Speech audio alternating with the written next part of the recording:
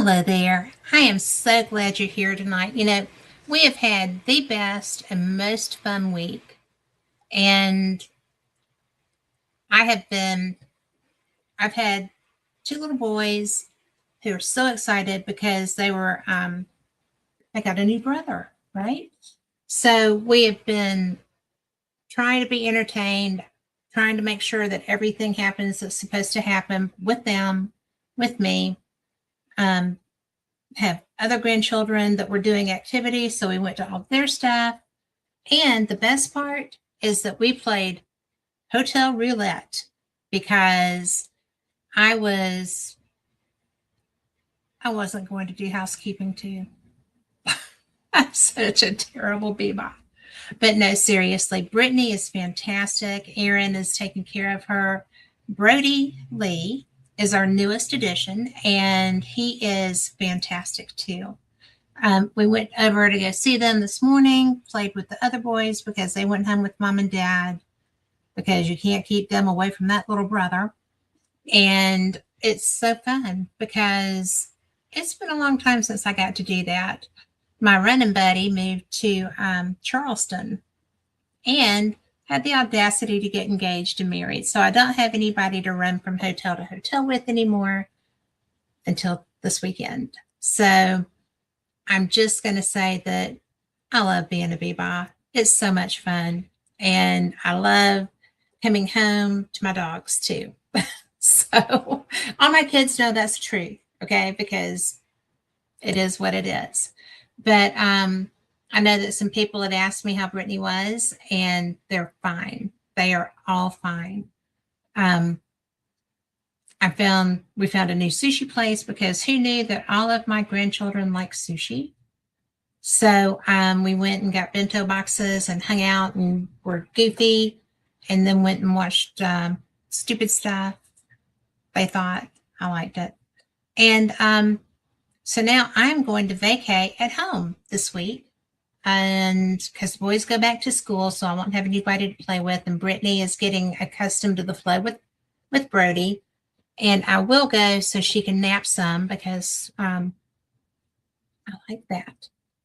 And so if I look like I could be investigated in the paranormal this week, there's a reason for that. But I just decided because I didn't schedule anyone for this week because we were supposed to be in the hospital today. And we were going to be doing just a rebroadcast. And I figured maybe you were tired of rebroadcasts, right? Because I've had to use a lot of them in the last couple of weeks, and I'm going to need some again. So I'm going to make some. Seriously, though, y'all always hear me talk about the places that I go, the things I investigate, and such as that. I've actually been on teams. I really have. And I enjoy that. I am more of I don't think I'm a psychic. I'm intuitive. Sometimes it kicks over into psychic abilities depending on what's going on around me. I would probably be sleeping through a manifestation in my living room right now, but normally I'm very in tune. And I love investigating, but I have started not working with teams so much. I go and do my own investigations, and I have recently been to an investigation. I took my friend Carla Lee with me. For those of y'all that know the infamous Frank Lee, who is a fantastic investigator, but doesn't really anymore as far as with clients. He is living life and doing other things, but he's a great investigator, great researcher. And so Carla is his bride, and we get along like two runaway thieves. So when I had a request to go do an investigation from Jeremy York, I said, well, sure, I'll go do that. And so Carla went with me, and it was such a great time. It was our first time working together. She's pretty much full blown psychic. And sometimes I am. But when we were on the way to the house, she said, well, there's a man there named David, and he was talking to me last night. I was like, okay, because I don't get information going in. I don't want to be pre-programmed or whatever. So we got to the house and we're walking around downstairs, and it was the most, oh my gosh, they're renovating. It's going to be the most beautiful house. It's made as a big C, basically. Well, if you count one, it could be an E, but it's beautiful. It's huge. It's very rural. And the people were having some issues with things happening in the house. And I will say, it's not demonic. It's nothing of that nature. But it was interesting because we're sitting there, we've got equipment running. We're sitting for an EVP session. And these wasps that were in the house were on the windows, and they were just dropping dead. Never seen that before. So that was my introduction to this house. And Carla was just kind of like, that's a little weird. So, yeah, it is. So, but I'm absolutely certain. But the individual who was fixing this place up for a family member knew who David was. So that was interesting. And I love when stuff like that happens.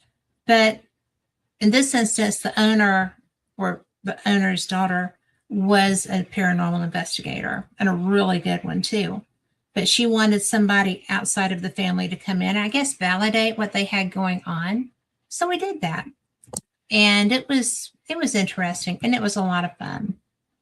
But so we're working on our reports. I decided that I wanted to add a little bit more to mine. So we haven't gone back for our review yet, but we are.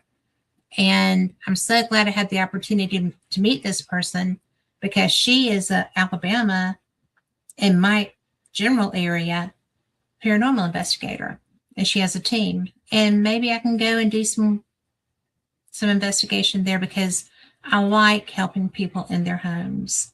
I do not like working with people who have kind of, a little bit of attitude about what's there that might be less than forthcoming, or looking for the negative. I'm real funny about who I investigate with, and I don't think this team or those people, I think this would be a good fit. So we'll find out. But you always hear me talk about the places I go, the things that I see or experience. You heard me with Mikey recently talking about investigations. You hear me all the time with Lori talking about things that we do. And, I get them to bring their own evidence. And I decided, because this was kind of spur of the moment to be doing this show tonight, I thought maybe you'd like to see some of the stuff that you've heard me talk about. Because when I'm a guest on somebody else's show, I talk about experiences I've had, things that I've picked up. I did not go through all of my Scotland evidence to put in here, because I was running out of time, because I've been playing with the baby. But it is interesting to me, because I've got stuff from Sloss, I've got stuff from residentials, and I get tickled a lot of times when I do residential investigations, because it's almost like the spirits are surprised that you're there. They're used to the residents. If they're not a negative entity, come across a couple of those. I'm not real keen on that. I don't like doing that, because I feel like I'm opening myself up to something. And if I walk into a house and somebody hasn't been honest about what they're experiencing, then that's a pretty big trigger for me. I would like to know what I'm walking into. If you feel like you have a negative entity, then you need to let your investigator know that, so that they can be prepared, or, they might need to do some sort of protection different from what they would do if they weren't anticipating that.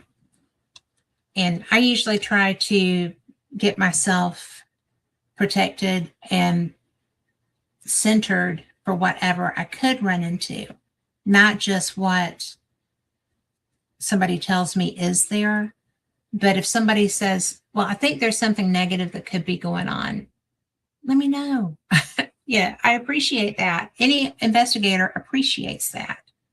But I think that one of the things that makes me enjoy this stuff so much is I get to help people that are maybe afraid in their own home. That's why residentials matter to me.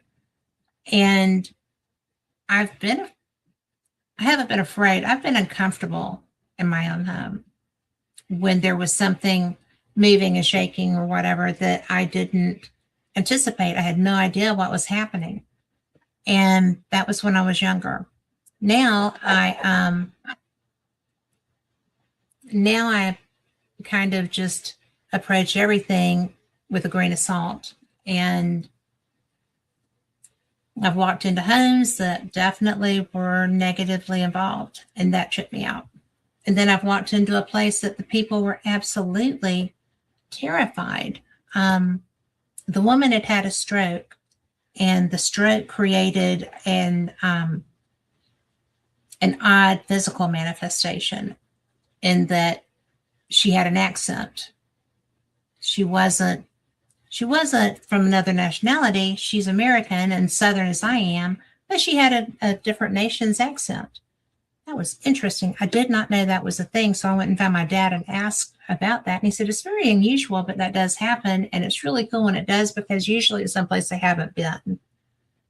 And I think that this lady was concerned that maybe something inhuman was affecting her as a result of the stroke. And that's why she sounded like that, which is why I went to my dad, who was the director of a hospital and a PhD doctor, not a medical doctor, but had a lot of knowledge.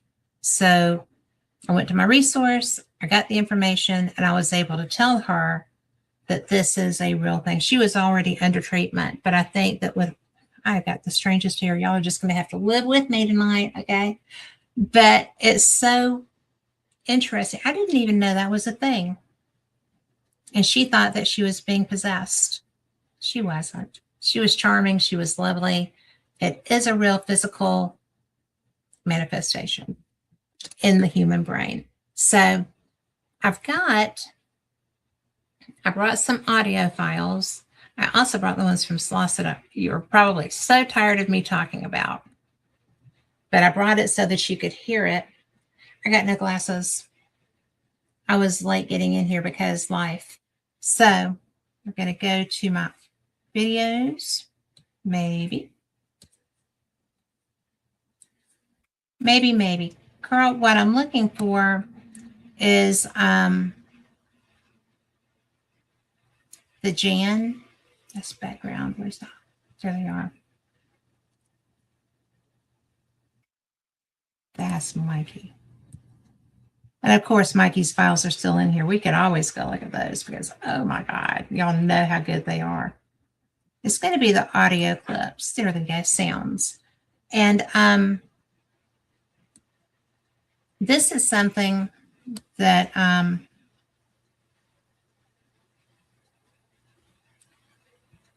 tell me I don't have that up there. I have set y'all up and I don't have that file up there. However, we're going to just look and see if we can't find that.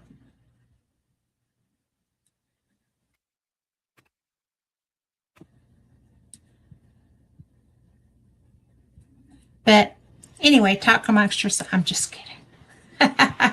I'm just kidding. But I think it's interesting because I don't understand how things like that can happen, how your brain can actually do this shift, and all of a sudden you're just all over the place. You know, it's something that If I had that happen, I would be really been out of shape because I wouldn't know what to do with that. And now I cannot find that file, Carl. So, oh, no. What file are you looking for? It is the one about Jan. Is it an audio file? It is. It's a video file. Duh. Video. I'm sorry. I'm sorry. I know. And I did put it up there. That's the video that I brought. My Is that goodness. the I told y'all I one? was tired. Is that the one that's called Is That Easier? Yes. That's in your Here we go. Guys, I'm so sorry. Like I said, I'm tired. Carl, will it still play? Yeah, let me see if it'll work here. Okay. Alrighty. Thank you for saving me from myself. Let's see. 81 roundless spot 81. And then drop to what? to 77. Just said Jan. Hmm? It just said Jan. It's FM.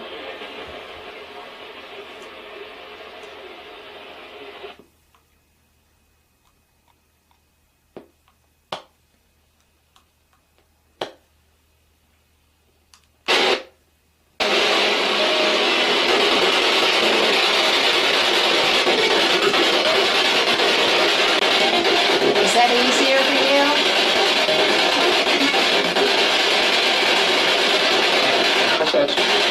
Sometimes.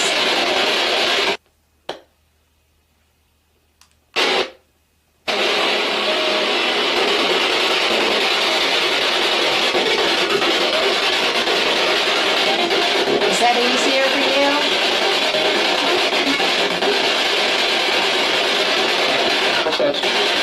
Sometimes.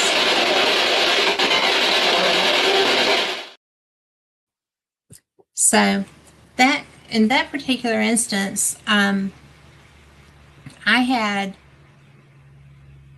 she was scared. She was very frightened, and somebody had found an old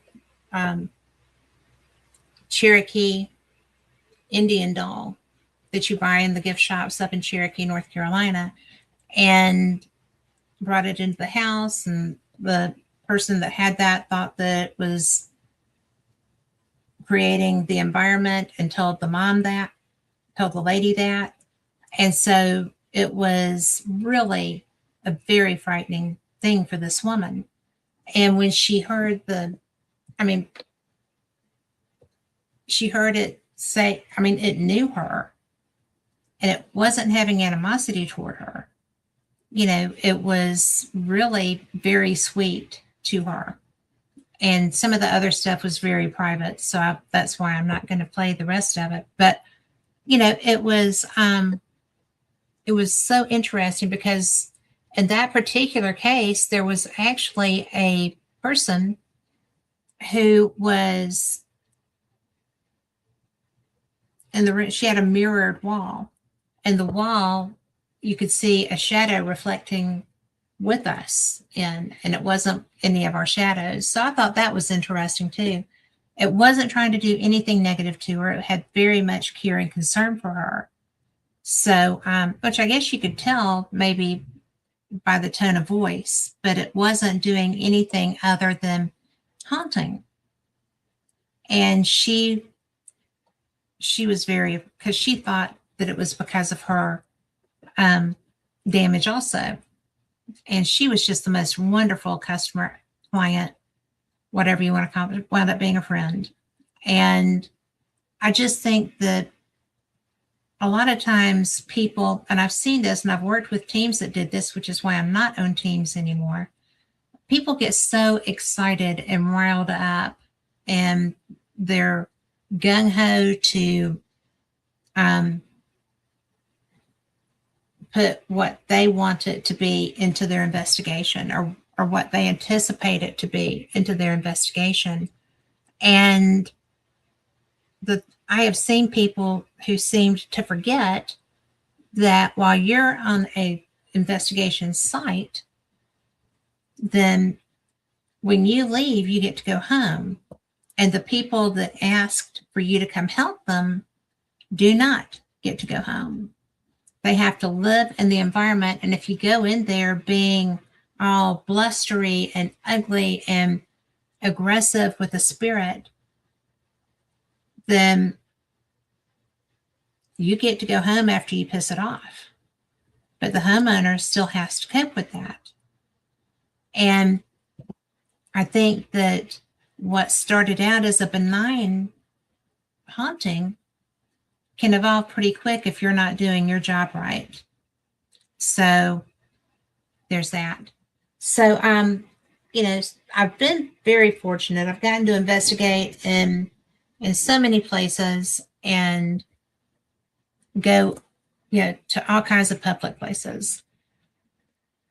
The interesting part to me about doing investigation is that I really like residential work. I think that it's important.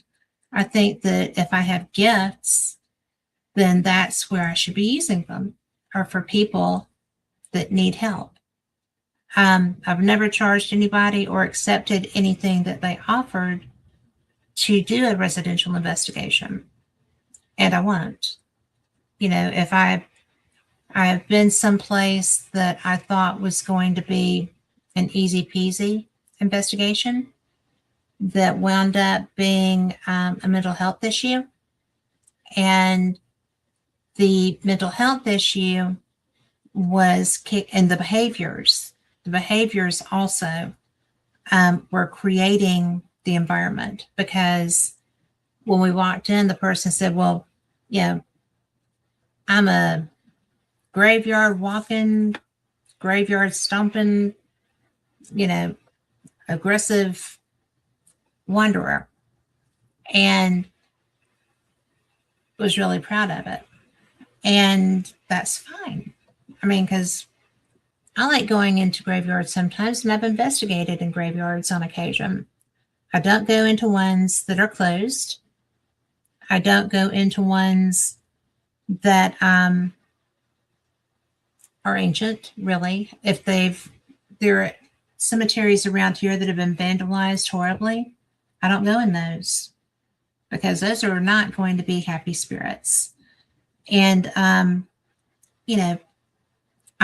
I've investigated cemeteries in Scotland, more than one.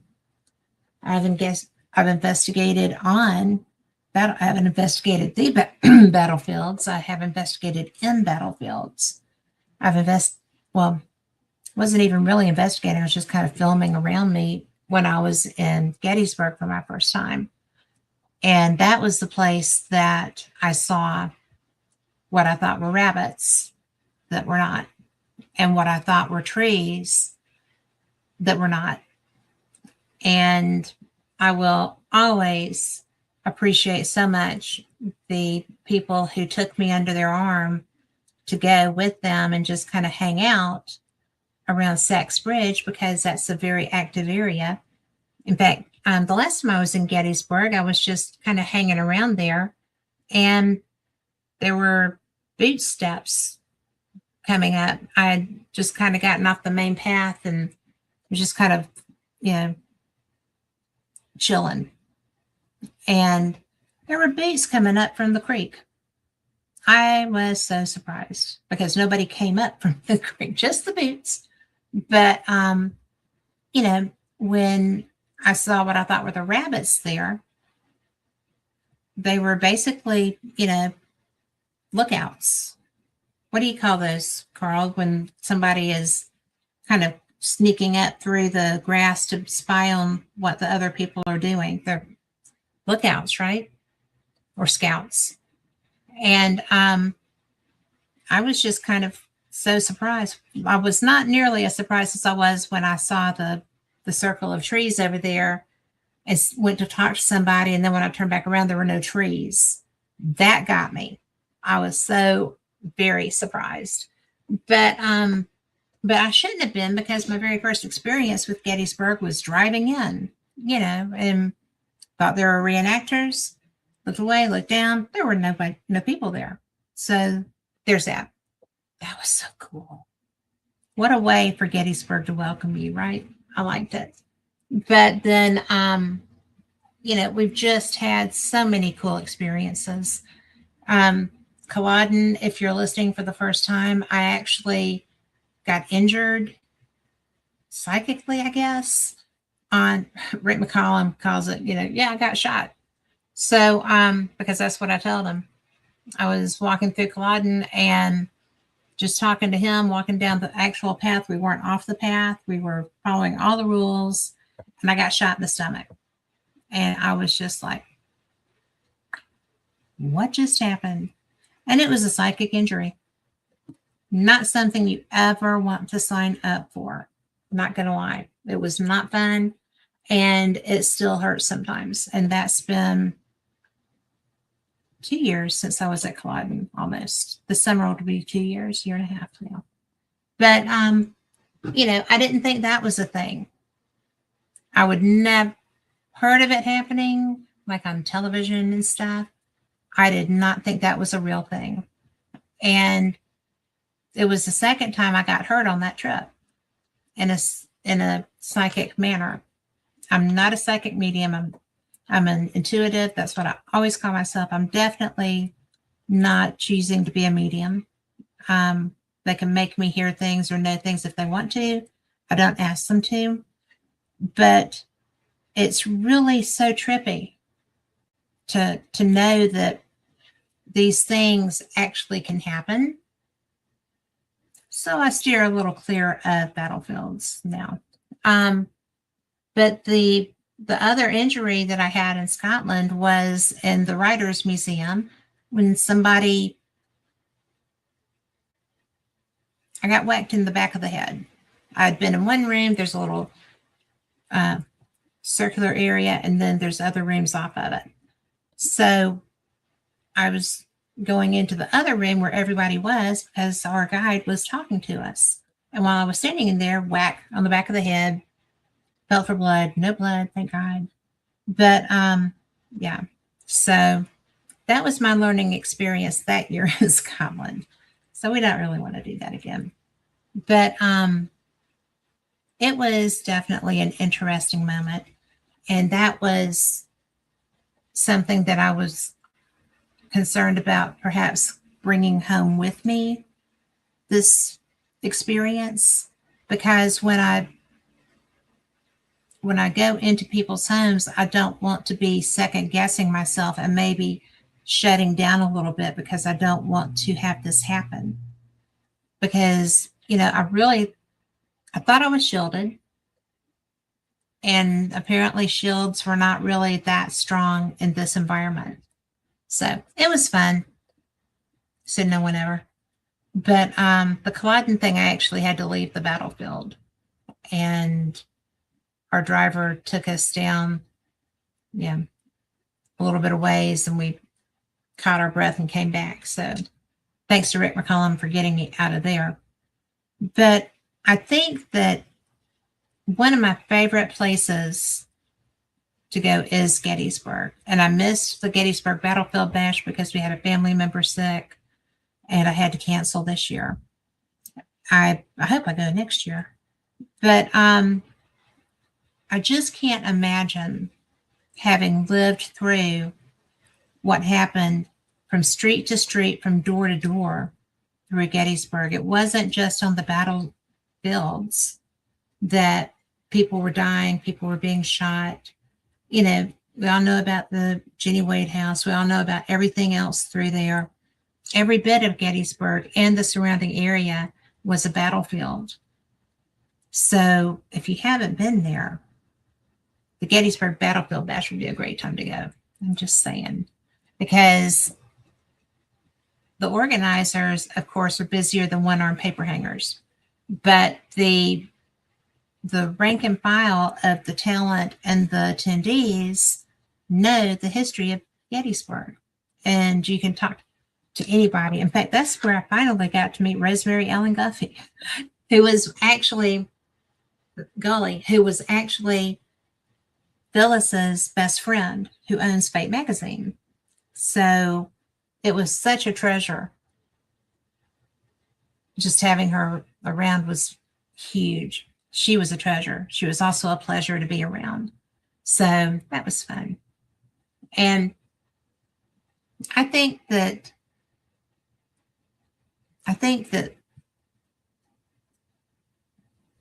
we don't really treasure our histories here like they do there in Scotland. You know, I've been Confederate battlefields. I've been in Wars of Independence battlefields. I have experienced a lot of different things. There's a place called Stones River Battlefield that is near Nashville, and I like to go there too. I don't go to Chickamauga because I just haven't. I know that there's an awful lot of activity there. I can't tell you how many people have told me that they have seen soldiers marching through Chickamauga. They cross the highway that you have to go through it on. A lot of people live around Chickamauga Battlefield. And the former manager or whatever before Ronnie got Old South Pittsburgh, and yes, she did let it get to where you would be sick, probably investigating. I was there the night before it closed. Could not believe there was an event there with it in that shape. And I was so glad that it didn't go at auction the way it was supposed to go. And Ronnie actually got it. Ronnie Dees, you're a hero. I hope you feel better. I know that you weren't. And just, you know, I think that he's a hero. And he also has another hospital in Tennessee. I'm going to get the name wrong. I think it's Harrelson. If I'm wrong, don't shoot me. But Harriman Hospital in Harriman, Tennessee. So go there too, because he does good work with his facilities. I have never met a property owner except for Shelley Robertson who took something that was so unloved and uncared for and brought it back to better than it was. I think that Shelley has taken the old Paulding jail to being better than it was too. And I know Ronnie has, because I have worked volunteering in that hospital before he got it and after he got it. So there's that. And I actually, darn it, I should have put that in there. I got an EVP when I was up doing the first work day I went to there. And there was I was just working in the bathroom. We were coming out of the chapel area. If you haven't been to Old South Pittsburgh, why not go? It is so amazing. But I didn't even know this, but I was walking out and talking to some of the girls, and my report, because I always have a recorder running, which is why I have so much to go through. But a man says, "Well, that's all right." I'm like, well, good. I'm glad you like it. So anyway, that's one of the things that I love at Pittsburgh Hospital. And I know you've heard me and Lori talk about it, but if you are new here, Lori and I were there one night, and it was just she and I. We were in the hospital, and I'm always fooling with my equipment. I always have to fool with my equipment. Something's always gone awry. I'm doing it, and Lori is dead still. And finally, her stillness got me. And I was just like, oh, wow. Okay, what's happening? And there's a little punch ball blowing all, the fan was over here. The punch ball is back here by the window, which is closed. We went and checked everything there.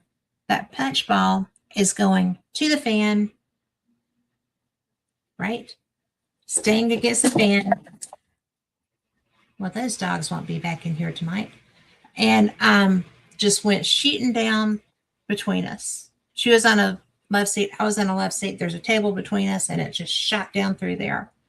I was busy with a voice recorder. I couldn't get something to work. And so that's why she was still, because she was waiting on me to see it. So, go to Old South Pittsburgh. It's so cool. And, you know, we got to go to Winchester House a couple of years ago, and Mikey was there too. That was so fun.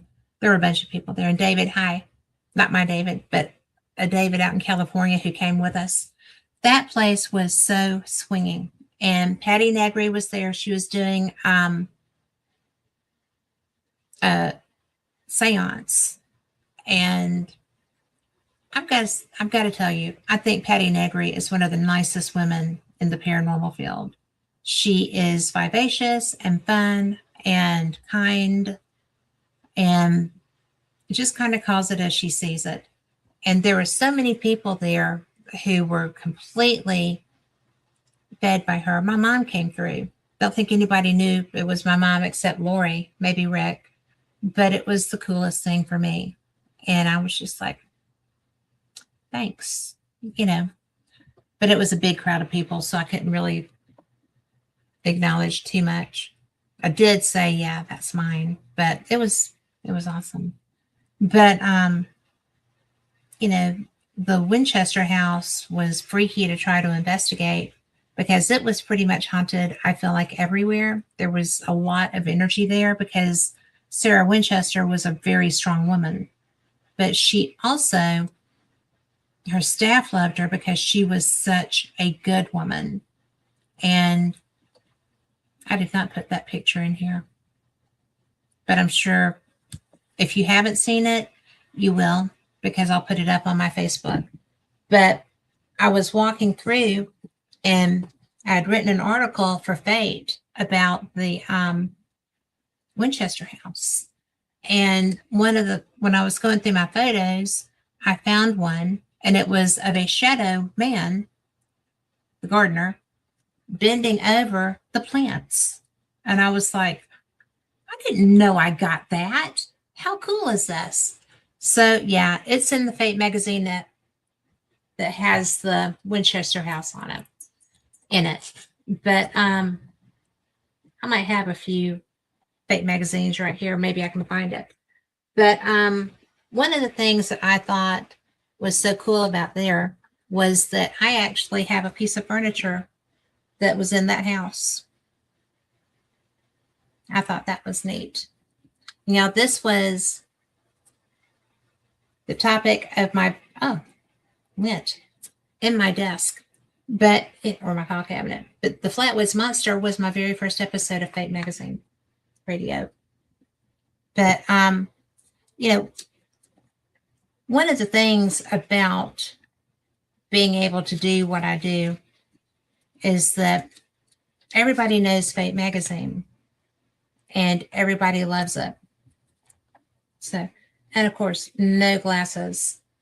But the interesting part of that is that I have gotten to talk to people who have been featured in Fate Magazine forever. Every time I go to a conference, there's someone there. I had Tony Rathman on a couple of weeks ago, and y'all know that he's in the Skinwalker one that I showed you. And it's a good article because he's a good guy and he's got great information, and I can't see Scott. But, oh man, I forgot. This one, well, there we go. These lights get it. But isn't that cool? I just love our covers. And this one actually has the Curse of Luke Castle in it too. So I'm never going to find this. These are all old. But this is the one that Tony Rathman is in. This is our newest one. And it's all dog-eared because I've been reading it. So I think that being so blessed to be representing Fate Magazine is my favorite thing that I've ever done in all of my work. because it's one of those things that everybody knows what it is just about. And if they don't know it, they've read it. If they haven't read it, they've seen it all over the place. And, it's just really one of my favorite jobs I've ever had, ever. And this would be so good if I could see. Oh, this is it. Hang on. I don't know what she was thinking, putting an article by me in the Angels magazine, right? So, I kid. We love each other. Phyllis Scaldi is one of the very first coolest women on the planet. She and Rosemary Gully were absolutely just like runaway horse thieves. Well, I'm not seeing that image. I must have put it with something else. But anyway, there's my article. Ta-da! And it doesn't have the little gardener. Which article did I put that with? However, there are some more of my pictures from the interior. And this is the edition that it's in. This is issue 740.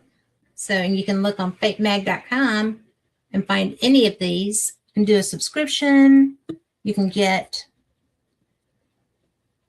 anything that you want. Phyllis can get it to you. And, this is the 60-year celebration edition. And that was Shaman and ETs, The Beasts of London, Angels, and the Paranormal. A lot of angels, Then there's this one. Angels are everywhere.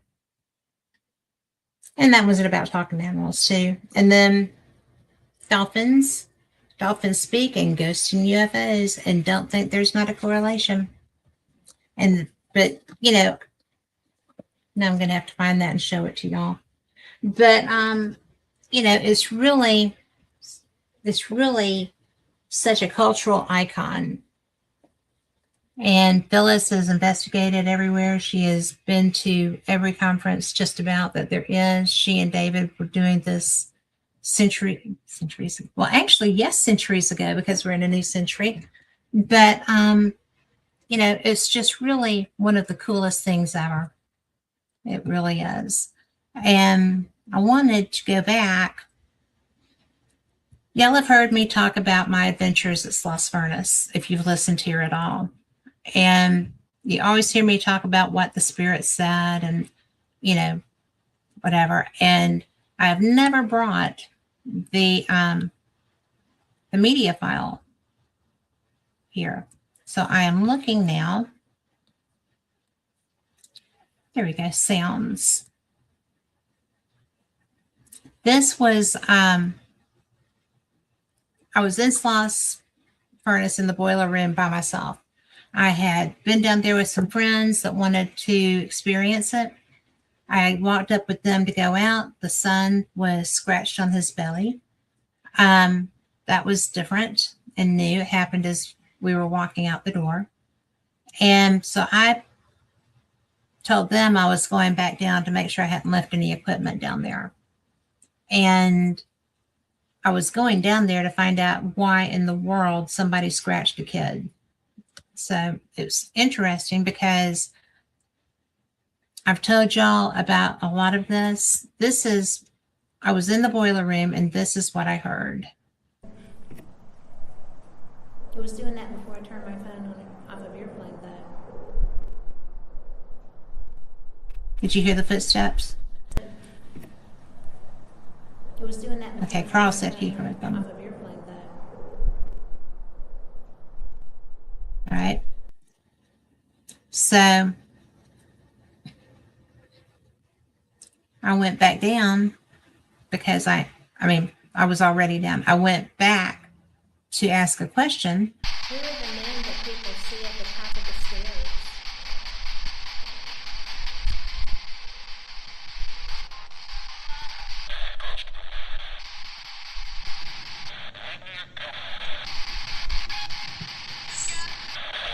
So just so y'all know, I wasn't making that up. That was what I heard when I played that back. I was still down there when I played that back. And so then, How many times do you get somebody like that coming to visit you on a Saturday with ways to be able to hear you and you're not talking to her?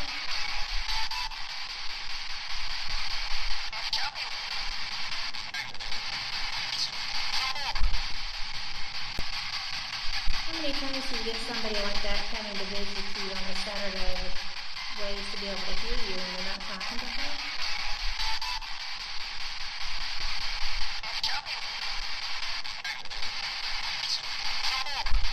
all right, Carl gave me the nod.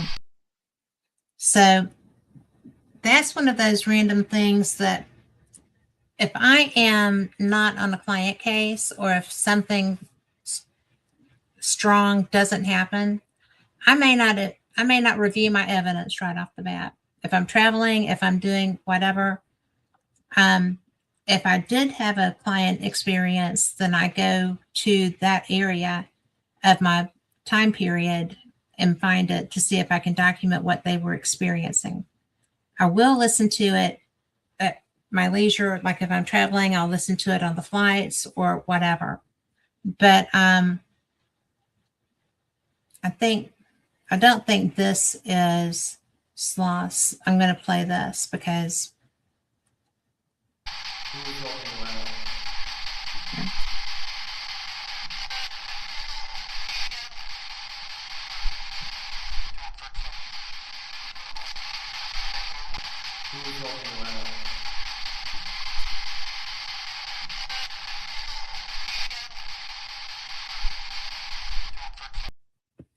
okay, I'm going to put my other earbud in if I can find it because yes, because this was a residential that I was working. Oh, I can hear everything. These, if you are someone who has a hearing problem, I don't get paid for this, but I'm going to do it anyway. If you have a hearing loss issue, hearing aids are like $4,000. If you get good ones, if you have a real need, if you need to do whatever. And so I was getting away with the little amplifier things. They weren't really helping. I have some hearing loss, which makes my investigations kind of interesting now. I have to wear my earbuds. But if you buy the Apple Pro 2 or 3, I think it started with 3, Apple Pro 3s. These suckers are $200, and they are some freaking jamming hearing aids. Plus, I get my tunes, okay? Plus, I get to hear my evidence when I'm reviewing it. But if you go into, you can set it on your phone, okay? You can do a hearing test on there. You can get the information that you need. $200 hearing aids, maybe $250. Anyway, however much they are, they're not $4 freaking grand, right? And they're every bit as good or better than like real ones. Yeah, real ones that I have tried. So that's why you see me with my earbuds all the time. But we had an interesting residential, and this one instance, y'all may have heard me talk about a client who had gotten in a bind with the team that I used to investigate with, which is great. They're really good people, but little difference in outlooks, and that's okay. We're all individuals, right? But the client had bought a child's Ouija board, okay, for whatever reason. They lived in a neighborhood. This is not rare in the South. It may not be rare up north either, but it's not rare here at all. The neighborhood had a cemetery in it. And they, as far as I know, they did not desecrate the cemetery. The stones were still there, probably. I did see some there. The trees were still there. And this man thought that it would be, loads of fun to take this Ouija board that he got at Toys R Us to the cemetery and play. Now, y'all have heard Mark Fultz on this show before talking about don't mess with something you don't know how to put away. This is what happened to this man. He had gone down there, and words matter. If you are just a paranormal enthusiast, if you're a paranormal investigator, if you have been doing this for 457 years and you still go out there and say, who's here? Or I want to talk to anybody that's here or anything that's here. If you say anything, you are shafting yourself because words matter. Invitations in the paranormal work matter. You are responsible for your safety. You're responsible for your verbiage. You are who controls your environment. And we all know this, right? So, or we should. If you are using a communication device, whether it's boards, whether it's rods, whatever you're using to communicate with spirit, you need to be very clear in what you say. Because this poor man said, is there anything here that wants to talk to me? Or, it evolved into it went home with him. Didn't want to talk to him, but it went home with him to do it. And he ultimately, his family moved out of that house. And it was such a bad thing. It was crawling on the bed. It was doing all kinds of crazy things. And it was so sad. When we went back, because we were there, told the guy, okay, let's take this back to where you picked up this entity. Let's get rid of your Ouija board, clean it, go back, put it back, and just bury it there. And we'll close this out. The idea was to bind that spirit to the board and take it back. And it was no time. That board was back in his house.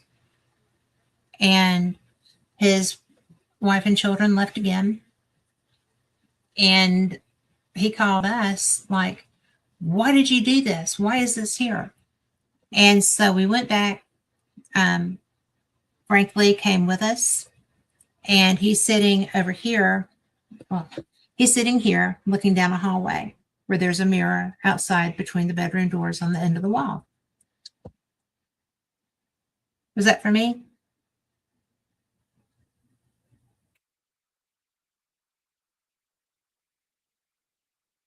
And am I okay? Carl's looking at me. Is there a problem? Take that out. Okay, I got a thumbs up. So when we were there, it was so bizarre because Frank is looking down the hallway. There's a mirror. I'm looking out a glass door to the front of the house. And I see him, who is not easy given. I mean, he does not pre-assume that there's something paranormal going on. You never should. But he's sitting there looking down the hall, and he's like, there's a lot of shadow movement, and it looks like there's a lot of it in that mirror. And I said, really? I said, because there's a lot happening outside the front door, too. So there's outside and inside activity happening. Well, we wound up taking the Ouija board and disposing of that safely. And then one of the members of that team was a haunted collector. So he took the mirror and bound it. And it was really, really something. And he just added it to his collection so that he could keep it sealed and it not go back and affect this family. And I swear to goodness, it was the strangest thing I've ever experienced as far as a residential case go. I am going to, I know one from this case. Let's see what.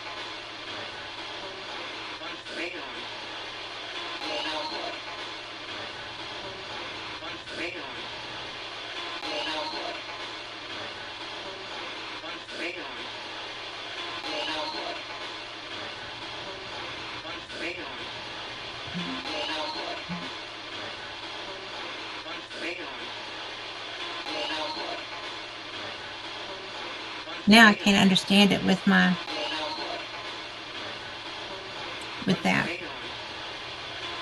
Carl, could you ascertain that? Play it again.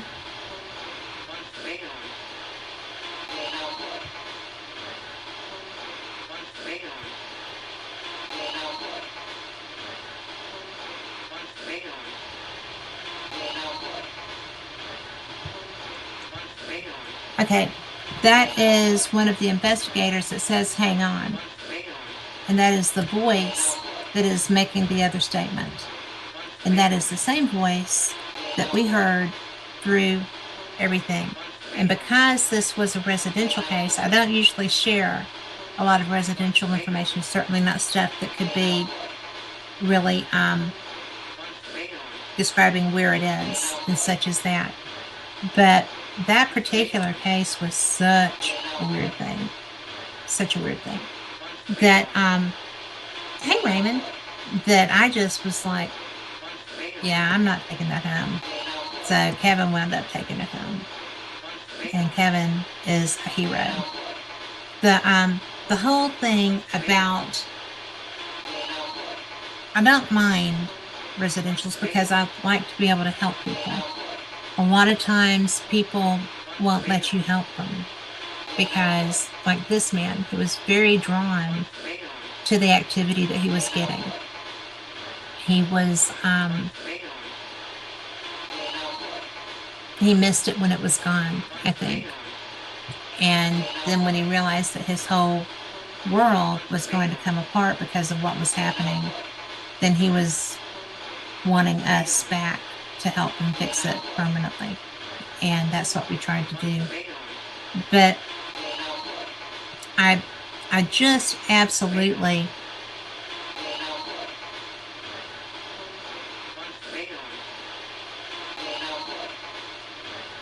I'm looking at this file because I think this is from Sloss. I'm going to play this. How many times do you get somebody like that coming to visit you on a Saturday with ways to be able to hear you and you're not talking to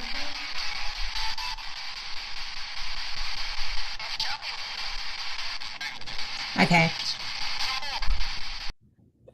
This place was so funny because same house, second time. While we were there, I had forgotten this. But anyway, we were like, you know, we're here to do an investigation. We're here to talk to you. We're here to find out why you're back. We're here to find out, you know, and that is the history behind this because it was just wasn't talking to Frank. So How many times do you get somebody like that coming to visit you on a Saturday with ways to be able to hear you and you're not talking to her?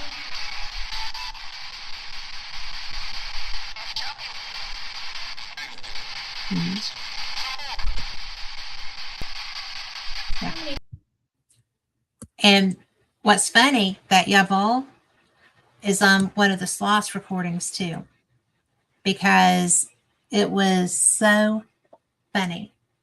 I would not have given 10 cents on my odds of getting a German response or Polish response. It could flip either way.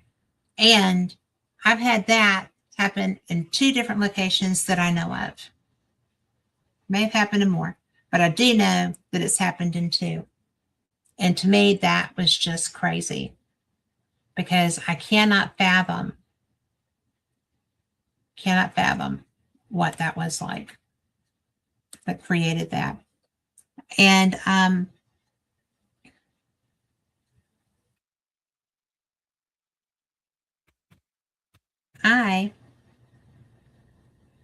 this is actually, we were at a residential, and there's other EVPs from there. I didn't add them in here really, because I thought that these were going to take longer than they had. But this one instance, you're always asking, well, who am I talking to? What's your name? What are you doing? Pertinent things. And there were 3 women investigating this house. There was one woman, homeowner, and that's not true. One man was there with us. But we were there, we were investigating. This individual, the homeowner, had children, and we didn't know that there was a little girl, okay, that was in the house, a walking around size little girl. So the gentleman that was with us is a doll collector. So he's very open-minded. He's very great with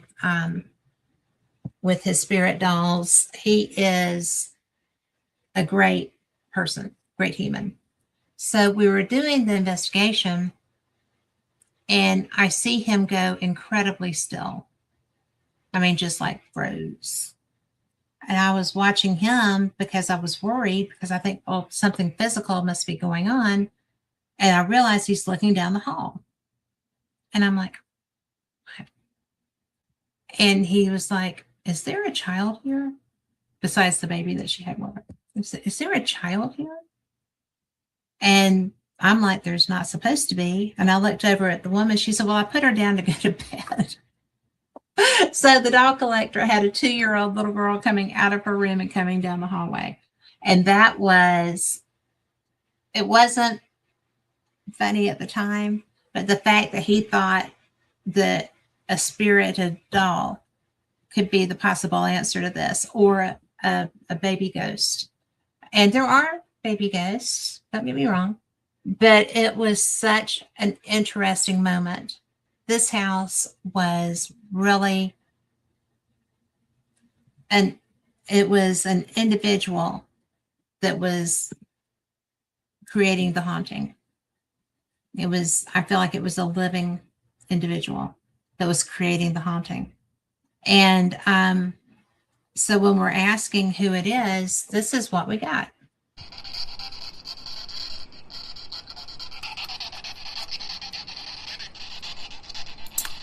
Kimmy. I heard that. Who's here?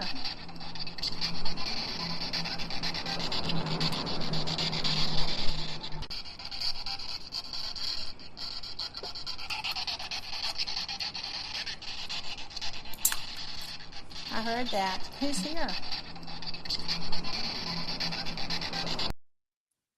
But, it was just such a weird thing, because when we're asking, for a name, we get a man's name.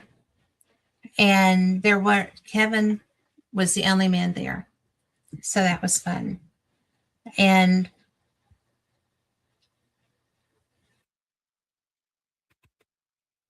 you can tell that I'm not 110% right now. But I'm having a good time. Are you having a good time? Carl's having all the fun back there. But I've got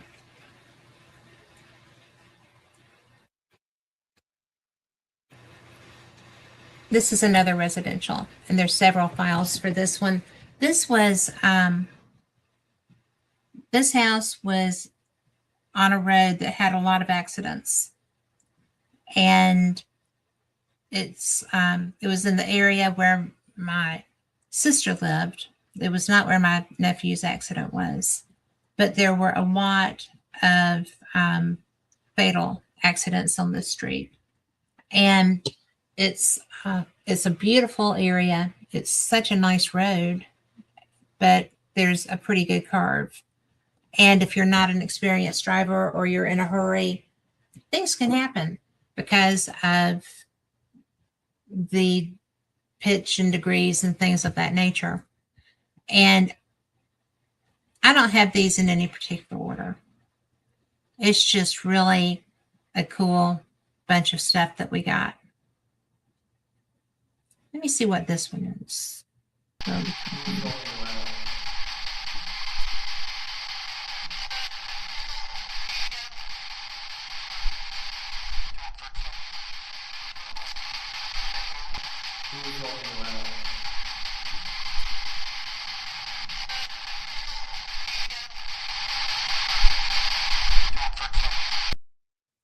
Okay, I can't make that out with just one earbud. I usually have this in a program that I can pull them out better. So sorry about that. If you got it, let me know. But oh,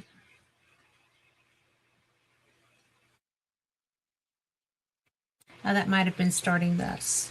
Are there any soldiers here? Are there any drunk soldiers here?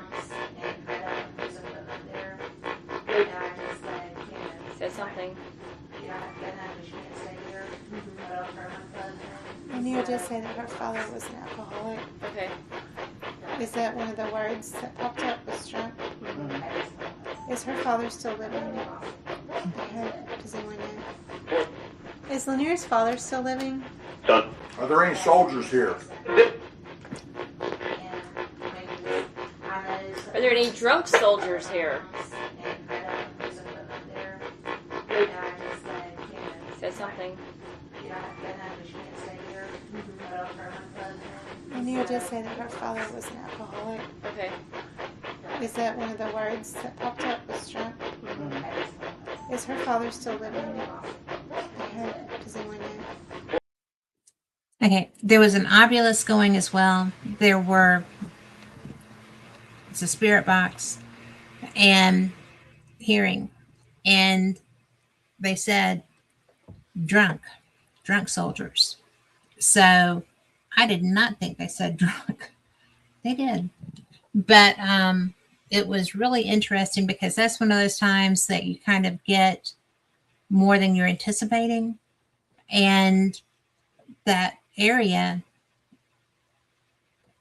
I think that there have been drunk accidents there, obviously. But I didn't know that we were going to get drunk soldiers. So that was a different kind of thing. Let's see.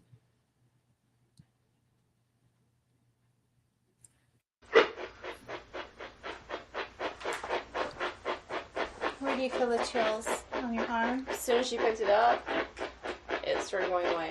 Oh, okay. But no, it was like my face had chills on my arms. So pretty. Thank you.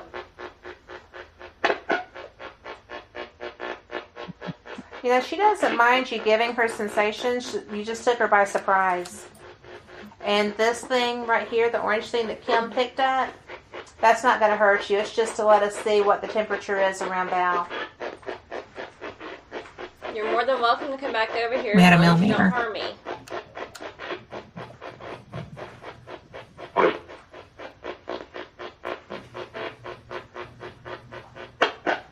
Is there any difference on my left elbow? Other left. Let's see. 4. Other left. 81, 82. So yeah, there's like a 4 degree or 2 degree difference. Between my elbows? Uh-huh. Yeah, because something's holding my left elbow. That's wild. I love that tool so you can see that. Who's standing next to Kat? We were using new equipment.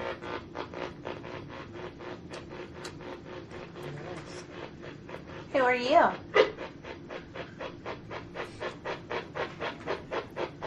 Is it really? That's so cool. You. Are you Ed?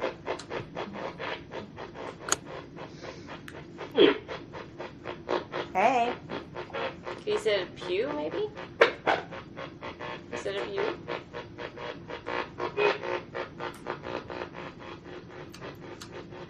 And see, Kim's looking at the temperature around me right now, and that's not hurting either one of us, right? So you don't have to be afraid of the equipment.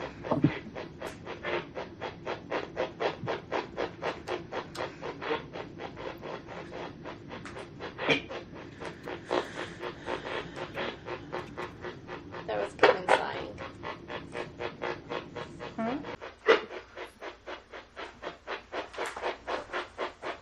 Where do you feel the chills? On your arm? As soon as she picked it up, it started going away. Oh, okay. But no, it was like my face had chills on my arms. So pretty. Thank you. Yeah. You know, she doesn't mind you giving her sensations. You just took her by surprise. And this thing right here, the orange thing that Kim picked up, that's not going to hurt you. It's just to let us see what the temperature is around Val. You're more than welcome to come back over here as long as you don't harm me.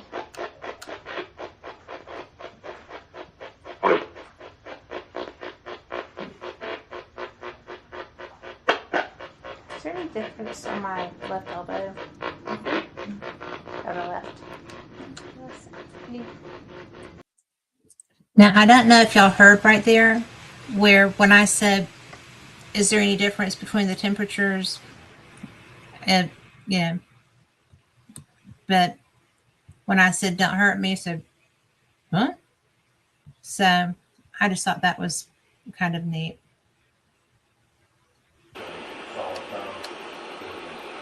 What happened? That's weird. Yes, it works. But she said, that's kind of weird. It said it makes it worse, right? That was bizarre. Because it works. It went totally quiet. And I need a few things. Like totally quiet. And the first thing it says when it came back was, it works. Like Did you this. doubt us? Worked, not worse. I've never heard it do this.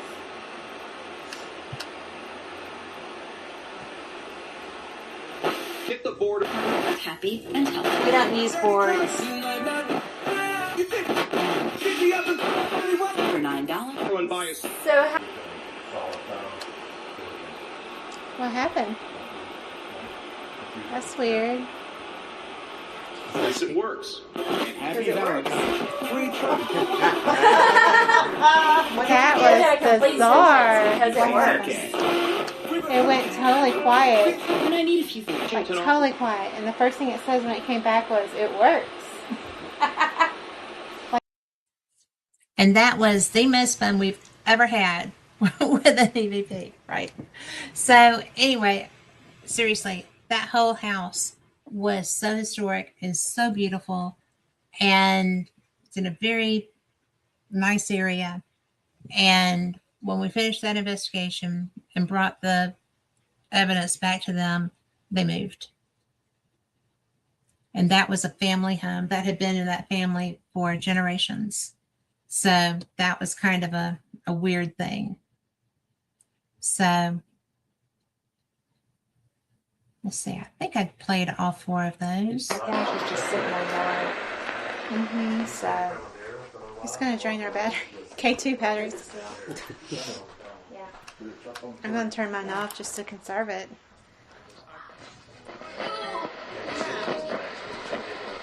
the couch was just sitting there yellow. Mm-hmm. So It's going to drain our battery. K2 batteries. I'm going to turn mine off just to conserve it.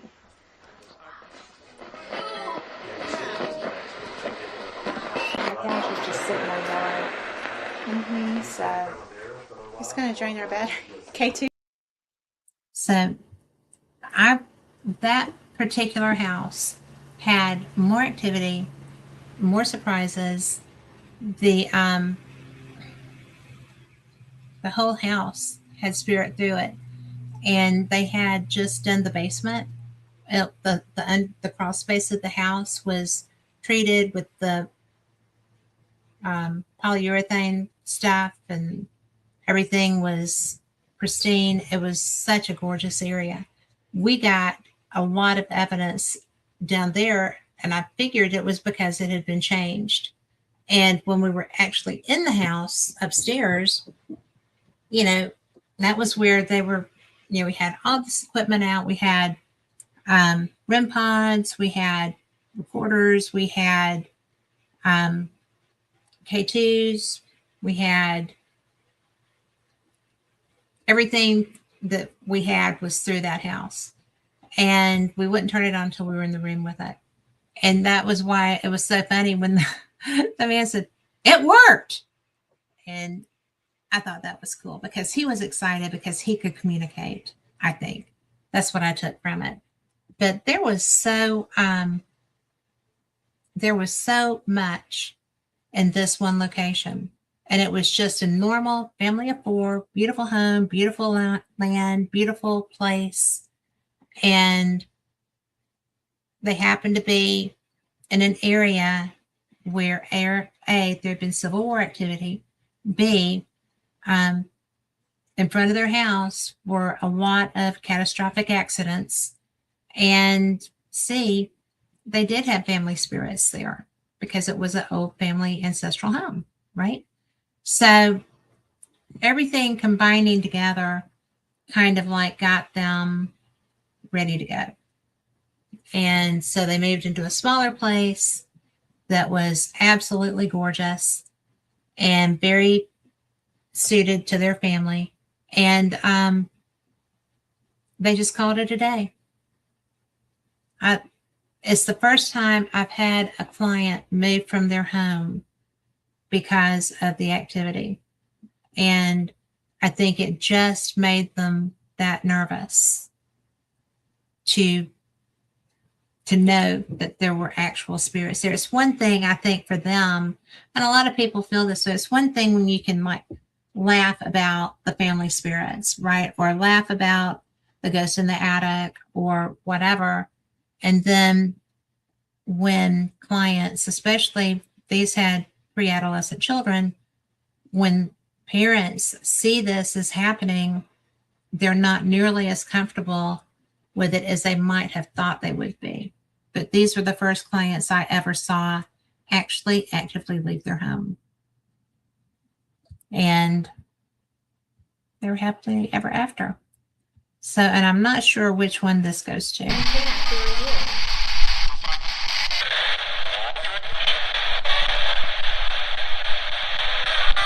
You hear that, Carol?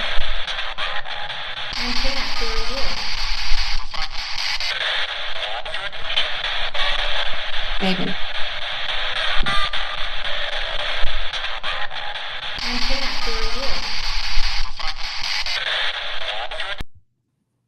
And I couldn't tell the second voice after mine. I mean, me, I'm Kat, who are you? And then the next voice, I'm not sure if he said, "I'm fine" or "I'm Frank," which would have been funny because I was probably investigating with Frank there. And then, "I'm David." And that's the most direct, no beating around the bush, no yin and yang, whatever. Just, this is who I am. I thought that was cool.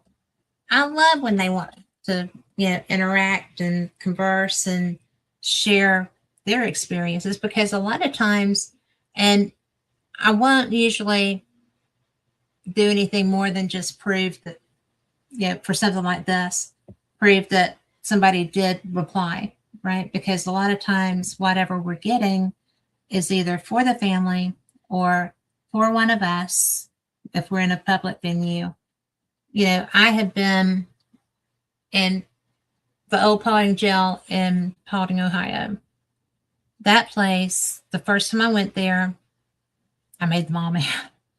But ever since that one time, every time I go back, it's such a coming home to friends kind of thing. And I haven't been back for a few years now. My life kind of got busy, and I haven't been traveling as much, other than big trips once a year. But there's that, and I'm so excited when Spirit interacts with me, because a lot of times I'm in an environment where they don't know me. They're not my spirits. And when I get interaction, it's so exciting, because they're choosing to communicate. I think that's such a gift, and I think I have had a negative experience on an investigation, but it hasn't been one that made me stop. Like I said, when I was in Scotland, I got physically whacked. And there's an event coming up with May Herndon's group, who are going to Scotland, and they're going to be investigating with the Scottish Paranormal guys. Ryan O'Neill is going to be the lead talent. I'm sure that Gregor and hopefully Lee and Kyle, more than just Ryan, will be participating with this, I'm sure. And I know that Gregor is going to be doing a tour of St. Andrews, which is his forte. And he has given me his tour 3 times now, and it's never boring. He knows everything about St. Andrews. He's an author. He writes, Haunted History of Scotland, and he's brilliant. He is, Ryan, of course, Haunted Scotland, Haunted Ireland, and Gregor's been on those shows with him. But Lee may have been too, I'm not positive. But it's really so much fun. I know that I'm not sure when that tour is, but you can find it online. And it's May Hernon, MaiHernon, and she'll have her business information up there too. But it's really, that's going to be a good tour. They're going to go through, I'm going to put this on because dry lips and my drink didn't make it in here. But not anybody's fault but mine. I just didn't bring it. But they're going to do St. Andrews. They're going to go back to Culloden. And if you are somebody that is into the histories of the Jacobean War, the uprising as it's called, the massacre is what it was at Culloden. I got to participate in that. But there's just so much. They're going to be going into Stirling. Y'all seen my pictures of the jail there. And the castle is amazing. It's yellow or golden, because that was the color of influence, because people didn't paint their stuff then. And it's so much fun to go and do these things. I saw some of the people talking about the different battlefields, and they're actually, I want to say a 7-day tour, and they're flying out of Glasgow, which is unusual. Most people go through Edinburgh, but I think that's where they're closing. And the University of Glasgow is where a lot of the exteriors of Harry Potter were filmed. So that would be something to see. And May, you owe me. I'm just kidding. But seriously, if you got to investigate with Haunted Scotland, then, there is not much better. And they probably are the best, no lie, hands down, paranormal research team globally that I know of, because they bring such a diverse array of talents to their work. And, you know, they're tech guys. We are not talking mediumship here, although they have several mediums and psychics on their team. It's a huge group of people when they all get together. But the primaries are, you know, who I usually am out with. I was lucky enough to get to do a group event at Sterling Castle, the old Sterling jail, when I was there last year. Rick and Lori and I got to do that. And they are so unique and so special. And as a group, they're absolutely wonderful. If you're in Scotland and you come across them and they're having a public event, go to it. It's the best. And, you know, they bring so much to the table. I've had Lee Dunn on my show, and I've had a reading by Lee Dunn. And I don't do readings with very many people because I'm very protective of my energy and my space. But I trust him. I've investigated with him. We have been at, you know, Temple in Scotland, which was the original Templars temple. And I've gotten to spend not nearly enough time with all of these guys, but if you get a chance to, you should grab it and growl. It's so much fun with them. And, you know, the shows are good too, but there's a location that has been closed that we couldn't get into when we were there last year that's going to be included on this tour. And I know that some of my friends, Gina, have already been talking this up with their friends about going. And, you know, they don't know how special it is that they're going to get to go to Torway Castle. So that, to me, would be the selling point for this tour. And they're excited about the battlefields. So there's that. But, you know, it's going to be so special. And I think that one of my favorite things about my travels is all the people I get to meet. And doing my show, I've got Raymond Treeblood in here in the chat, and he's going to be coming on with me soon. He's actually very interesting. I think you're going to enjoy him so much. It's such a gift to be able to meet people like this. And then I've got Carl, who is right back there behind me. And he is one of the better investigators that I know of. He's very into the experience. He's very interested in what's around him. And I have not investigated with him, but I know friends who have, and they love him. And I love him because he saves my bacon all the time. So he really does. And he's a good human and a good investigator. So that's a good combination. But yeah, I'm going to take a look right quick because I was downloading like crazy. And I wanted to go back because I thought I had a couple of more things here that I wanted to share with you. So I'm going to just take a quick peek. And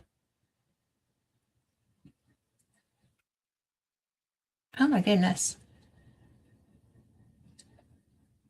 No glasses. Okay. I am going to add a couple of these. So, you know, one of the things that I have the most time for is getting to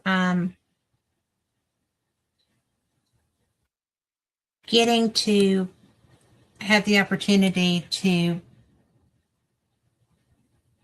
listen to spirits. You know, we all do it. We're all interested. We're all having a good time while we're doing it.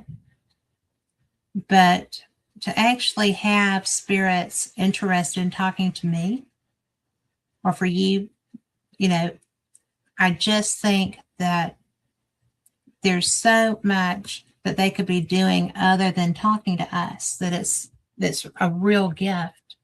when we get that, because it's just, man, when they decide that we're worthy of communication, when they have so many people who are not user friendly, people that come and get scared, or people that come and try to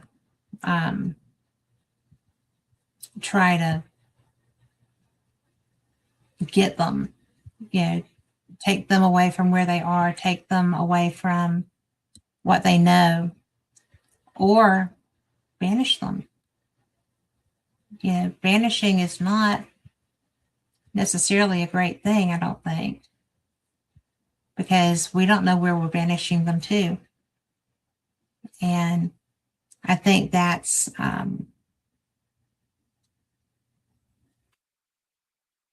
one of the things that we just don't know. And I think that's why I get bent out of shape when people are like, oh, they're demons, or we have to bind them. And I've been in a case where I did have to bind something, and that was trippy. And I didn't really know what it was, but I was told that I needed to do that. And so I didn't know how to do it. I had never done that. And there I was doing it. And I actually felt like I was in such a bind from it, myself, because I couldn't get the gist of what this was that wasn't really going away, although people had tried to move it. And I am by no means really the be all and the end all binding things. So I was nervous. I really was nervous. And it worked out, I think. But,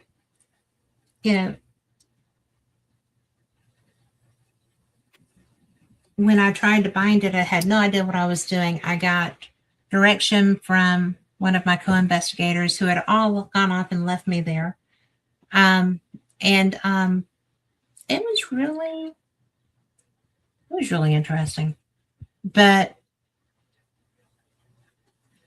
never go off and leave an investigator still at a house by themselves with the owners.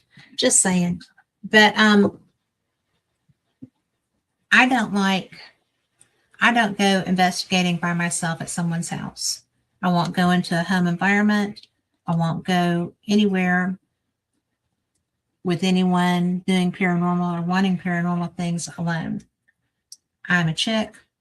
I am very cautious about that. And, you don't want to be a statistic. So when that was my first time investigating with that team. And so, they got in the car and they left. I was trying to leave. And the homeowner came running out the door, and he was upset with me because what had been creating a problem in the house was back in the house after he had watched it drive off in a garbage truck. And I totally believe him because he was hysterical almost. And I was just kind of like, I don't know why that's there. And he put it in my car. He said, you were taking it with you.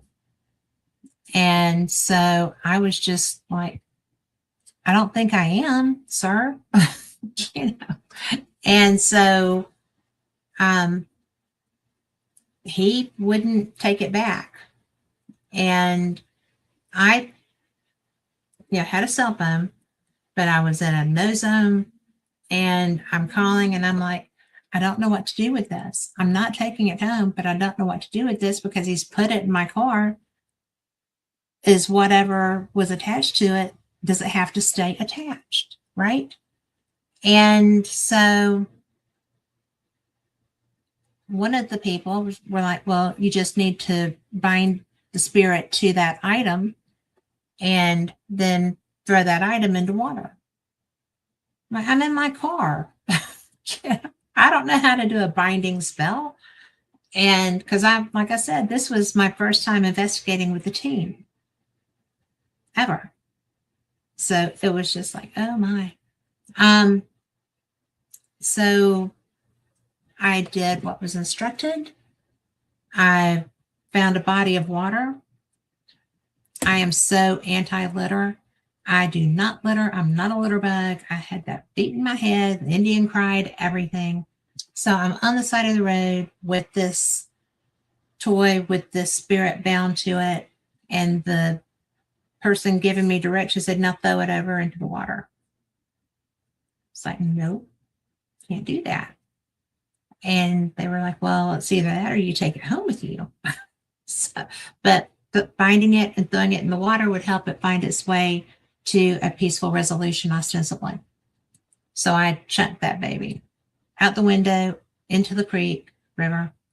And as I'm pulling away, there's this dude that wasn't there walking back toward me, like walking back toward where it came from. And he was not there because, trust me, Miss Anti-Litter, I'm looking around. I don't want people to see me littering, right? Because we don't do that. And there wasn't anybody around. And I had gone down, turned around, and come back to where I was going to throw this thing out. And if you've heard this story before, I apologize, but it is the God's own truth, because the dude was in, Black Panther jeans with a red plaid jacket, cap pulled down over his head. He was not there when I drove down that, turned around and came back on the other side of that median and turned around to come back and throw that back. I mean, seriously. So was that the spirit that was attached to that item going back where he came from? I don't know. But I do know, I will always believe that was definitely a spirit. And I do think that was the spirit that was, so I didn't slow down. I was so concerned because I thought, what if I have completely screwed this up? And this guy's going to be wandering around not knowing where he is for the rest of eternity. So, listen to people that tell you stuff, but do your own thinking. And I did. I mean, I couldn't take it home. I didn't want to just leave it for somebody else to get. So there's that. Man, that was trippy. And if you have ever had an experience with a binding like that, I would love to know about it. I really would love to know about it. Because I just can't imagine anybody else having quite that problem. And I've got this one that I think I've played it again already. Carl, did I play Heard Anything? I did? Okay. Well, then we're not going to worry about that. But anyway, I'm really excited because I'm going to be out of the country. I'm leaving the 31st and I'm coming back the 7th. So that's going to be 2 weeks. I'm going to try to line up a guest host, and that will be a surprise because he doesn't know he's getting asked yet. But I think that you're going to be happy with how that works out. And I've never been where I'm going, so I'm pretty excited about that. And there's some ruins that I hope to come across that I'm looking forward to. And it's really funny because I'm going to a Parrot Head event, music event, and with a lot of trap music musicians, trap rock artists, and a bunch of friends. So I'm going to be out of the country again. And another friend who actually moved there, they bought They got out of the country and are very happy that they did. They worked to get everything going. They had a farm. She went to nursing school, got everything set up to be able to be like the village nurse where they moved to. They bought a business and moved out of the country because he was uncomfortable with what he was hearing. He worked for the government and he didn't want to be here anymore. So they live in paradise with their family. They have raised their youngest, who is absolutely a brilliant young woman, and all of their kids are great. And so I'm going to get to see them for the first time since they moved away from the country. That's going to be cool. And, you know, I've never been where I'm going. I'm going to South America and, or the continent. So I'm really looking forward to it. And trust me when I say if my husband was watching those travel warnings, I was too. But, you know, he was nervous with me going to Scotland. So he's a very protective husband. And I'm glad because we all need that, right?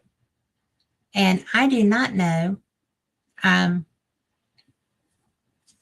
do not know what I'm going to do for the second week. I may be home in time to do my show. We'll have to see, you know, if I'm flying American, not Delta. I've never, not since I worked corporately, did I fly anybody but Delta. So, well, Southwest. I did Southwest. I won so many points because they were having a Macarena contest. I got points. So we're killing time waiting in Las Vegas because we always fly Las Vegas because David likes that, you know, Southwest to Vegas. But it was fun. But I am so excited. I hope y'all have fun too, because we had snow at our beach today. And Carl and I were talking about Denise, this, you know, pre-show. Denise Pridemore is one of my dear friends. She is one of the nicest women on the planet. But she moved down to the beach without me. Can you believe that? So I don't blame her. She lived up in the snow areas. So she went where she got more snow today. But it's fun because it doesn't last there. And she can look out at the white sand and have pretend snow all she wants to. But, you know, we were laughing because last year when it snowed down there, it was a lot of snow. And I got down there. I drove down from Birmingham. And I had, what was it, Carl, 4 inches on my deck when I got to the top of the stairs. And I was so, I don't know what to do with that. I did not know what to do with that. I'm sitting there going, this is going to ruin my deck planks. Oh my gosh. So I got a broom picker-upper, you know, the dustpan, and I scooped, you know, I just kind of ran it down to the edges so that I wouldn't have to be stomping through, you know, ice the next day. And that thing broke my dustpan. That stuff is heavy. I guess Carl knows that, but I didn't know that. So I went through 2 dustpan pans because I had 2 in there, and it still didn't get all of it. I just got a path to get to the stairs, which I also had to do. And I thought, there is something wrong with me coming to the beach and having to shovel snow. I do not know what to say about this. So Denise was pretty excited, and they weren't going to get a whole lot, I don't think. I know that my cousin up about halfway between here and there was moving snow today. So it's crazy, man. Crazy. Global warming. Where is it? We need some. We are cold here. And one of my friends says, well, this is global warming. I was like, I don't think so. I'm not a denier. Don't get all twisted up. But, you know, me being in the teens is not a normal thing. And my summers are just about the way they're supposed to be. But the winters are what are different. So I don't know what to say about that. But Raymond, do you have any questions in there? No, he will. He is so excited to be coming on, and I'm excited to have him. And if you don't know who he is, I suggest you find him on Facebook because he is so fun. He is one of those people that you just don't know what he's going to say next. He puts out would you call that a newsletter, Carl? Carl. Raymond? Because I'm not sure how I would classify that. I think it would be. It's an information sheet. And it's something that is very different for me. I'm learning as I go with him. And I love that. I love learning because sometimes you don't know how much you didn't know till you start reading and listening to other people. I think that's one of my favorite things about doing this radio program. You know, I've done paranormal experience for, I guess, going into my 11th year now, or finishing my 11th year, one of the two. And Denise could tell you, Denise knows every day for everything any of us have ever done. She's so good at that. I am so bad at that. I blame it on the ADHD. But, you know, it really is interesting because since I've done paranormal experience forever, I've done Fate for going into my 6th year. And the things that I learned, Fate magazine has been in publication since 1947. And the first the first edition was on UFOs. Since then, everything has been covered. It's so interesting. I mean, well, I'll put those back up. Probably shouldn't have done that. So, this is oh my gosh. If you run into Rick McCollum, you need to ask him about Leap Castle. But this is The Curse of Leap Castle, and then Rip Van Winkle, Alien Abductions. And I just think that is so much fun. Sure do wish I could see this stuff. Right? But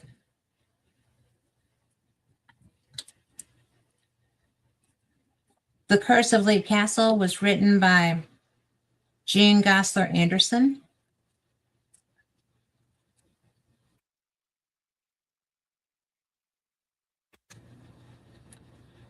Simon and the Skull Seances. Now, that was written by Robert Schock, PhD, who is no longer with us. But, you know, when I started hearing about the skull experiments and things of that nature, I didn't know what to expect. And I'm going to tell you, go research that because some of that is so bizarre. And it's just worth looking into, truly. And Micah Hanks, y'all know who Micah Hanks is? If not, you should, because this is him. And he is such a good author. He has written a great series of books. He is one of the most eclectic people I know. He is fun to read. He is fun to listen to. I've hosted him a time or two.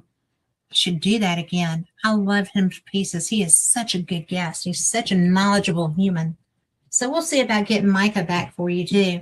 But it is one of my joys to see friends in Fate magazine. You know, I never know. I never know when I am. And I do want to talk about something. I want to talk about Eric von Daniken, because, you know, he passed away. And one of the things that really, one of the best things that has come out of me doing radio or podcasting is that I get to see, listen, and learn from some of the best people in the world. Eric von Daniken is, I don't want to say by far my favorite, but he is my favorite. I got to see him 3 times in one summer. And he was wicked and charming and intelligent and such a good sharer of experiences. He was somebody that his work ethic to be 17 was amazing. He was 17 years old. He had grown up in this little town of Switzerland, which is also where Giorgio Tsoukalos grew up. That's where that connection came from. But when Eric was young and in school, he found out through one of his educators, one of the priests, turned him on to the library, and he found the Book of Enoch and shared it. They had a copy of the Book of Enoch in that library, and he turned Eric onto that. So Eric is learning all these things and seeing, understanding and grasping it. So when he turns 17, he starts working as a waiter. He works long enough to get travel money. And he goes, did he start in Caracas? I think he did. But he would go and adventure. And then he would come back when he ran out of money and work until he had enough money for his next escapade. And he went to Egypt. He was in the base of the Great Pyramid. He is who I learned about there being a table, which is kind of a bath, in the base of the pyramid that you can empty it out, and by the next morning it's full again with fresh water. And that is because the Nile did not always run where it is now. Yeah, nobody moved the pyramids, the river moved, because the Mississippi moves all the time, right? That's not unusual. But when he was talking about this, I was just like, you did not. That is so cool. And, it was just, that wasn't my favorite story, but it was one of them. And they went to the Queen's Pyramid, and there was a draft. They were trying to figure out how to get in and what was in there and everything. It was the coolest story. So then, oh my word, he went to Paracas. He saw the Nazca lines from the air when airplanes were new, pretty much, relatively new. And yeah, he saw the Nazca lines intact. He had pictures. I mean, he went to, where was that? He went everywhere. He went everywhere. I mean, he went to Tetuan, where the H blocks are. I mean, he was, of course, now he knows everything that he didn't already know. Or that's my belief. I think that when we die, we get the answers to all of our questions. Or we get to go find them for ourselves, which I would be okay with too. But, to be able to sit and listen to this man talk about all this stuff, I could sit at his knee for years just listening, because he would never run out of experiences, right? So I think that I was so well gifted to be able to spend time listening to him. And I'm so thankful I had that opportunity. And I do know that a lot of my friends are missing him very much.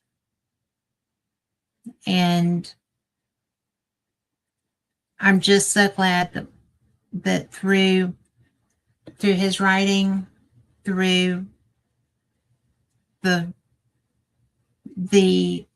insight of Kevin Burns, who was the producer of Ancient Aliens, creator of Ancient Aliens, I think that it's pretty cool. And, I was only doing paranormal experience for a couple of years when I applied for credentials to the very first Alien Con, which is the Ancient Aliens Convention. And I got approved. I was a nobody. and they brought me in. And I was stunned. And I found the executive producer, Susan, and I said, thank you so much for letting me be here. This matters to me so much. And she was like, well, you're welcome. We're just glad you're here. We like what you do. They knew what I did. I mean, really? So then I got to sit down and spend some time with Kevin Burns. And one-on-one, face-to-face, just chilling at a table. And I'm so glad I got that chance because he's passed now. And, you know, he, Eric, other people who I know have gone on, they have the answers. I firmly believe that we get the answers to the things that bother us so when we cross. And I'm so, how blessed am I, right? I mean, I have gotten to spend time, I've gotten to break bread with all these people. You know, I became friends with a gentleman named Mark D'Antonio, who is probably the best astronomer I know. And he is actually going to be at Eureka Springs if you want to go this year, because it's the Eureka Springs UFO conference. That's where I actually met him. I went because my friend Chase Klotsky was speaking that year. It's the first time. And I was credentialed for there, and there's no way I was missing Chase. So I went, and that's where I got to meet friends. Oh my gosh. I'm so lucky. But Mark D'Antonio is cool. You would like him. And he's on Ancient Aliens a lot too. So keep your eyes peeled for him. But we are out of time, and I can't believe it's gone this fast. I hope you enjoyed some of this evidence that I was sharing with you. I find it fascinating. Anytime a spirit shares with me, I am so appreciative because I have such curiosity. It's why I do the things that I do. And I know that you do too. So be blessed. Thank you so much for being here. And, you know, this was a little scattered. It's a lot of information, but I hope you enjoyed it. And take care. And I'll see you Wednesday. Same cat time, same cat channel. Good night.